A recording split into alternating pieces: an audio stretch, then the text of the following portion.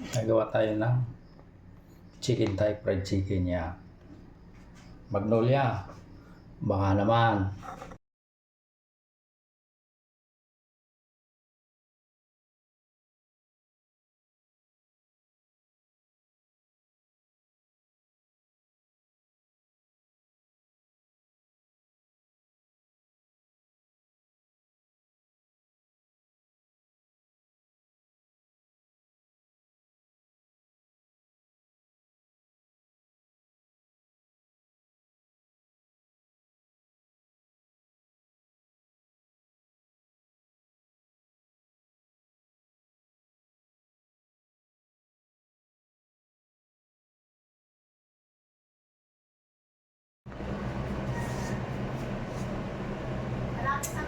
Prito na natin.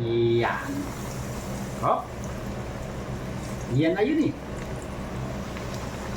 Nagawa tayo ng cheese sauce at saka Japanese mayo para dyan sa chicken tonkatsu.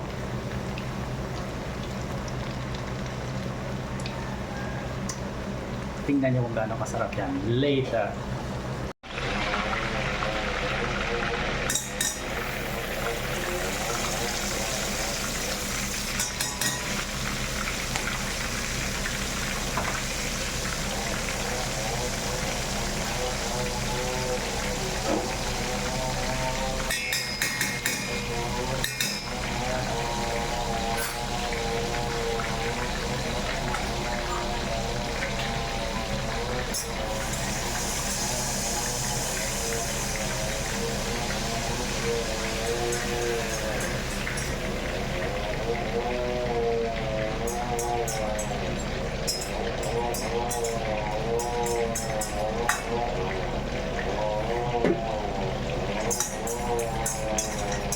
Nagawa tayo ng cheese sauce.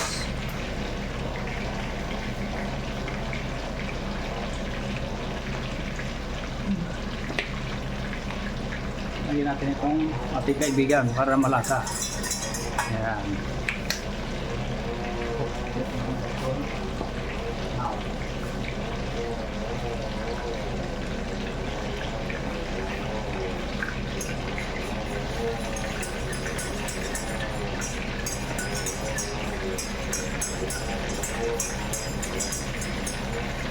Tapos ang lalapit dyan.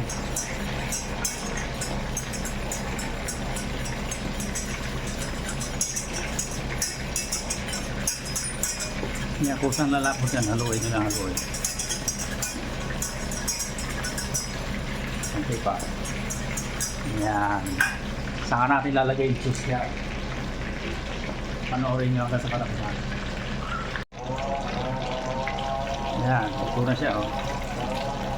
Brown na brown, golden brown ito. Pag lamig niya, lalong crispy yan. Saka natin i-slice yan ng katamtaman lang. Saka natin tatapos yung cheese sauce at saka yung Japanese mayo. Ito yung paborito ng mga bata, oh. Kumakain sa fast food sa labas. Lagyan natin kaibigan. Yan. Para malasa. Haluin natin. Ayan na, oh.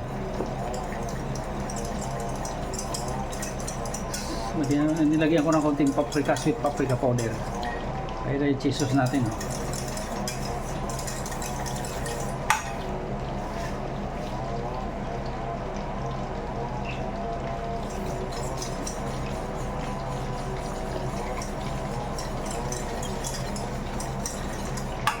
Nilagyan ng cream.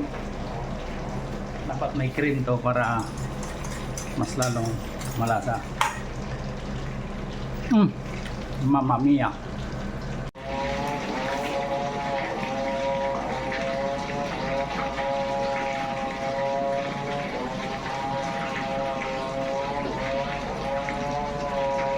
Ako pa.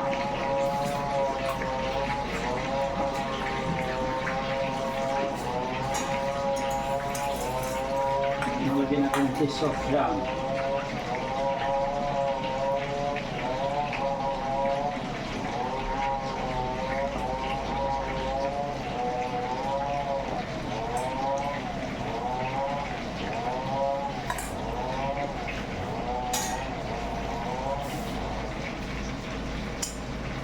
Yan na yung mga pagkain sa labas. Yan. Yung mga hinahanap-hanap ng bata. Yan yung chicken tonkatsu, Japanese mayo, saka yung cheese sauce.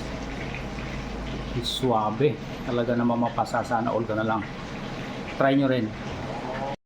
Ito na yung pagkain ng mga bata sa labas, sa mga fast food na titikman nila. Masarap. Mayroon Japanese mayo.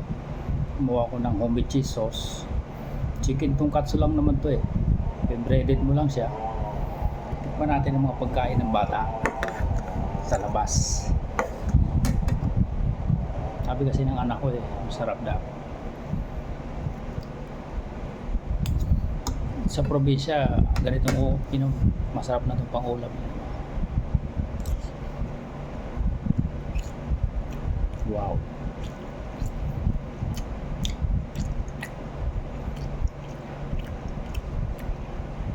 Yun na nagdala dyan eh. Ito na talaga yun. Testingin nyo. Masubukan nyo rin. Gawin nyo sa inyong bahay.